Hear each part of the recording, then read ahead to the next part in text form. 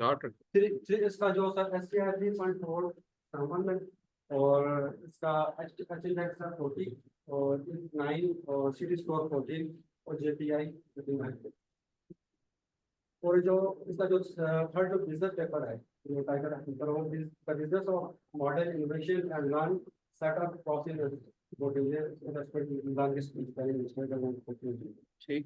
General of इसका जो general है, general of innovation and entrepreneurship, और ये फोकस भी है, और वेब ऑफ साइंस में लिखा, और इसमें एस को डायल इसका 1 है, और एस जे 0.95 है, और एच इंडेक्स 6 है, और 6.42 है, और स्पीड स्कोर 7.2 है, और अदर जेपीआई 37 है।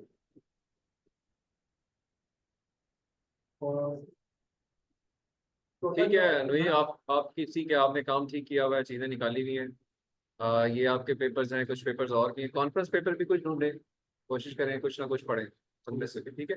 और ये जो जस्ट अ मिनट, एक मिनट, अच्छा जो टाइटल है ना, इसको थोड़ा सा आपने ठीक इस तरह करना है कि किसी एक अप्रोच को फोकस करें।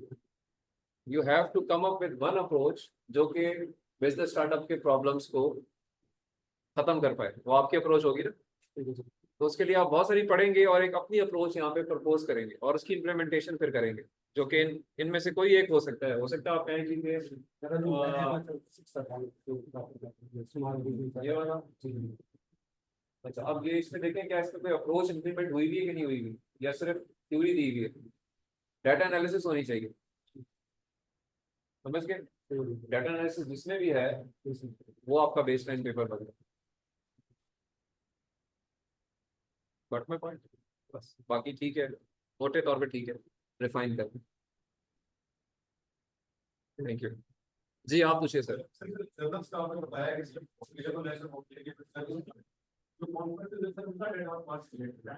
सर आप लेक्चर नहीं देखते इसका मतलब बिल्कुल भी, तो सर लेक्चर देना आप लेक्चर देखेंगे तो ये बड़ी डिटेल में, बहुत मोहब्बत से, बहुत मेहनत से चीज़ें कवर करें, सही। हाँ उसके बाद भी कोई डाउट हो तो फिर आप पूछें, ठीक है। मेरी रिक्वेस्ट है कि आज जाके ना इस पूरे वीक को यूज़ करें, सारे लेक्चर्स देखें, तो आपके सारे सवालों के जवाब को मिल जाएंगे। फिर भी ना मिले तो आप पूछें, ठीक है। अच्छा जी, अभी आपका ठीक है, जहरा नकवी आपने नाम बताया, ये आ गया।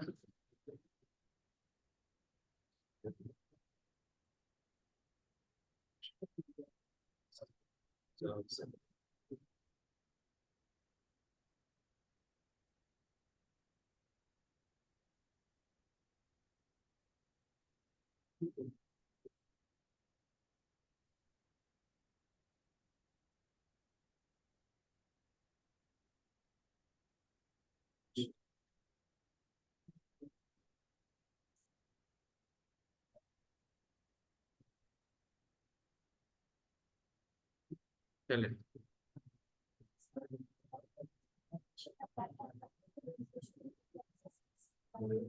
वो वहां तक आवाज जाए जोर से,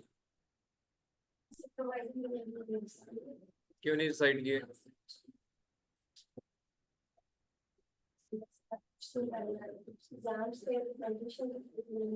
चले एक्सपेडाइट करें, थोड़ा सा तेज करें। ओके चलें, ये आपके पेपर्स आ गए।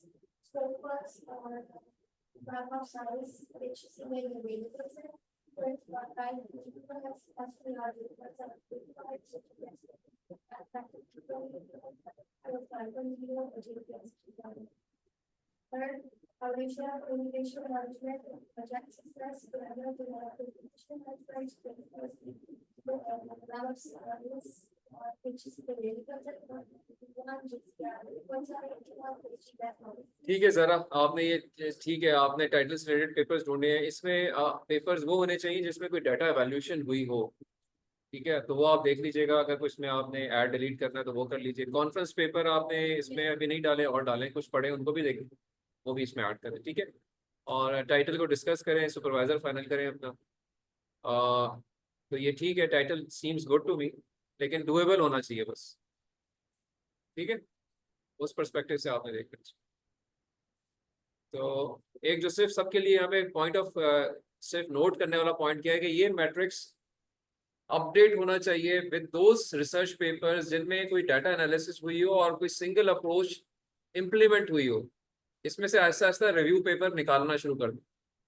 ऐसे पेपर जो कि सिर्फ इंट्रोडक्टरी है, कोई इंफॉर्मेशन है, कोई थियोरेटिकल कंटेंट दिया हुआ है, उसको इस मैट्रिक्स में नहीं होना चाहिए, या इसके आखिर में होना चाहिए। शुरू में आपके पहले 10 पेपर्स वो होने चाहिए जो कि इस टाइटल की तरह का कोई काम कर रहे हो, कोई चीज इंप्लीमेंट कर रहे हो, कोई डाटा एनालिसिस कर रहे हो, कोई परफॉर्मेंस बेंचमार्क्स कैलकुलेट कर रहे हो, कोई कंपैरेटिव एनालिसिस कर रहे हो।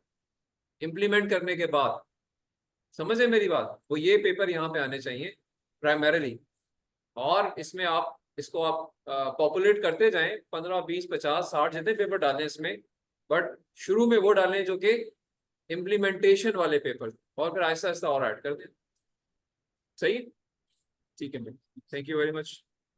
कौन है जी लास्ट, कौन रह गया? उमर फारूक साहब के अलावा भी कोई रह गया? All done? चलें जी, तो इट मीन्स के the last student is here now. आप अपनी लिस्ट अपडेट कर रहे हैं? आपका नाम काशिफ है? कर रहे हो? कौन लोग रह गए हैं अभी आज के बाद? अभी तक आपने कुछ नहीं बताया।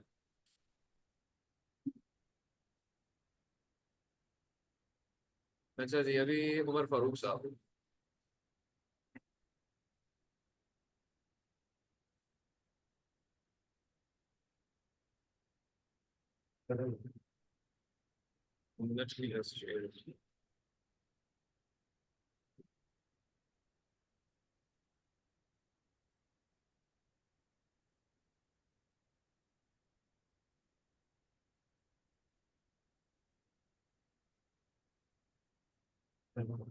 degree and related topics reduced किया था वो optimizing in order to improve efficiency for the view applications. ये सिलेक्ट करने की रिजल्ट देखी कि उसको तो थोड़ा सा जैसे एनर्जी क्राइसिस में हमारे आज के कंफ्यूज है, तो उसके ऊपर फिर ऐसी थिंकिंग सी कि कोई छोटा मोटा सा उसका फीडबैक ऐसा कोई मिल जाए जो एनर्जी को बेहतर कर सके। तो प्रोफेसर सुभान साहब को रिक्वेस्ट की, उनको आईपीएस के लिए वो उन्होंने सब कर दिए। तो ये आप पेपर मैंने अभी बता दिया, एक काशी साहब में उसमें काफी बेहतर। तो ये 8 जनरल्स अभी कोई मैंने रिसर्च किए लास्ट कुछ दिनों में। तो बाकी कॉन्फ्रेंस के ऊपर भी कोई नहीं ऐसा हुआ जिसमें से मुझे जो बेहतर लग रहा है वो नंबर 1 वाला है, तो पहले है। यही सेम काम आप कर सकते हो। मुझे ये बेहतर लग रहा है 8 में से। सवाल के जवाब है, इसको आप इम्प्लीमेंट कर सकते हैं खुद। कोशिश करो, बस कोशिश करो। ऐसा अगर हो सकता है तो ये आपका बेसलाइन पेपर बन जाएगा। ठीक है सर, अदरवाइज आप और ढूंढे। ठीक है यहाँ पेपर वो आने चाहिए जो आप समझते हैं कि जी आप इम्प्लीमेंट कर सकते हो ठीक है सर, इलेक्ट्रिकल इंजीनियरिंग के पर्सपेक्टिव से। ये ठीक है पेपर। ठीक है this paper is fine to follow as your research thesis. ठीक है। ठीक है, और बाकी पेपर भी ठीक है, आपकी मर्जी है कि अगर उनमें से आप कुछ करते हो और इम्प्रूव कर सकते हैं आप। लेकिन ठीक है, अभी आपको डायरेक्शन समझ आ गई है। शुरू वाले दिन जो पहले दिन था उस दिन आपको ठीक है। तो वो जो आप कुरान और सुन्ना बीच में लाना चाह रहे थे ना, वो यहाँ पे नहीं आ सकता, क्योंकि आपका थीसिस, आपका एरिया डिग्री जो है वो नहीं है। सही है, ये सारी कुरान और सुन्नत के मुताबिक है, इसमें आपको शक नहीं होना चाहिए। अल्लाह ने इजाज़त दी है कि आप कंट्रोलर्स को इस्तेमाल करें, मशीन लर्निंग को इस्तेमाल करें, ग्रिड्स को इस्तेमाल करें, पीवी शीट्स को यूज़ करें, फोटोवोल्टेइक सेल्स बनाएं, ये सब अल्लाह ताला की परमिशंस के साथ। ठीक है, लेकिन आपने करने ये है थोड़ा सा अपने एरिया पे फोकस करें। ठीक है, तो ठीक है, ये अभी आपने काफ़ी बेहतर कर लिया। आई थिंक आपको जर्नल के नेम भी मिल गए हैं, टाइटल भी मिल गए हैं, चीज़ें भी मिल गई हैं। इनको पढ़ें और पढ़ें, रोज़ाना पढ़ें, डिलीट करें, ऐड करें, डिलीट करें। अपना जो जखीरा है उसमें से सिलेक्टेड चीज़ें फाइंड आउट करें, और फिर उसमें से कोई एक पेपर लेके एज इट इज उसको आप इम्प्लीमेंट कर लें, बस आपका थीसिस हो जाएगा। Thank you. और फजल चौहान साहब को ऑनबोर्ड करें, he is good in controller side, उनको इस्तेमाल करें, ठीक है। उनका नाम जो है ना वो ये नहीं है, SUBHAN है, ठीक है, सुभान है, सुभान। बस सही है। Thank you. और कोई question doubt? Thank you, sir. ठीक है जी, so that's all for today session. आज का दिन इतना ही है। अभी आप हम क्लोज करते हैं, 3:10 हो गए हैं। नेक्स्ट वीक में मैंने इस तरह कहा कि क्लास नहीं होगी। आज की क्लास में हमने कुछ चीज़ें सीखी हैं, तो जो सीखा है वो आज की क्लास का हिस्सा है। अगली क्लास हमारी इंशाल्लाह होगी अब 11 अगस्त को, ठीक है। 4 तारीख आप ठीक थी, 4 अगस्त को नेक्स्ट क्लास है, वो हम नहीं लेंगे, वो आज की जगह पे हमारी कवर हो जाएगी। 11 इंशाल्लाह will again start with the session. और आपको जो काम दिए गए हैं उनको आप इम्प्रूव करें। जो मैंने भी थोड़ा सा आपको काम लास्ट क्लास में दिया था वो ये दिया था, दोबारा मैं रिपीट कर देता हूँ कि आपने अपना बेसलाइन पेपर फिगर आउट करना है, उसकी मेथडोलॉजी एक्सट्रैक्ट करनी है, ठीक है, और उसकी ब्लॉक डायग्राम बनानी है। अगर नहीं बनाई तो बना लें। और मैंने साथ एक काम और कहा था कि लिखने वाला एक काम शुरू कीजिए, इंट्रोडक्टरी सेक्शन या इंट्रोडक्शन सेक्शन को अब आप लिख लें। इंट्रोडक्शन सेक्शन क्या है? 2 से 3 पेज का होगा, जिसमें आप 3 पंच लाइन्स पे गौर करेंगे या लिखेंगे।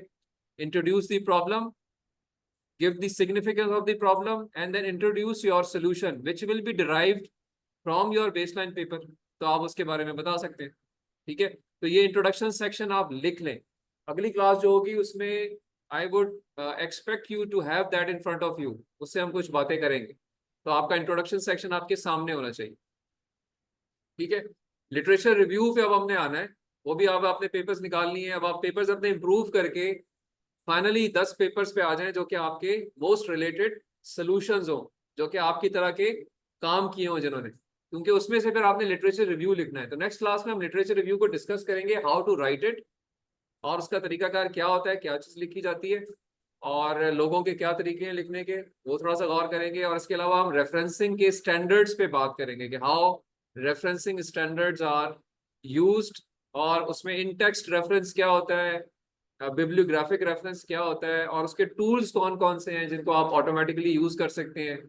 मेंडले को यूज कर सकते हैं, इसके अलावा आप एंड नोट को यूज कर सकते हैं, राइट, और कुछ और ऑनलाइन टूल्स हैं उनके बारे में बात करें, ठीक है। एक रिसर्च रैबिट एक प्लेटफॉर्म है, उसको जरा अपने एंड पे एक्सप्लोर कीजिए कि वो क्या है।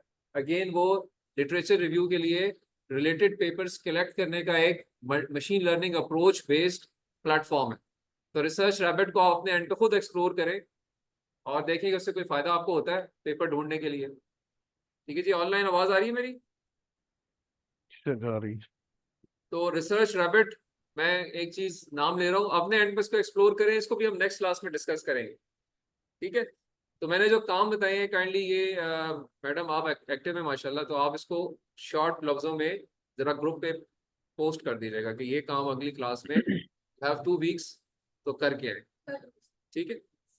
So that is all from my side for today's lecture.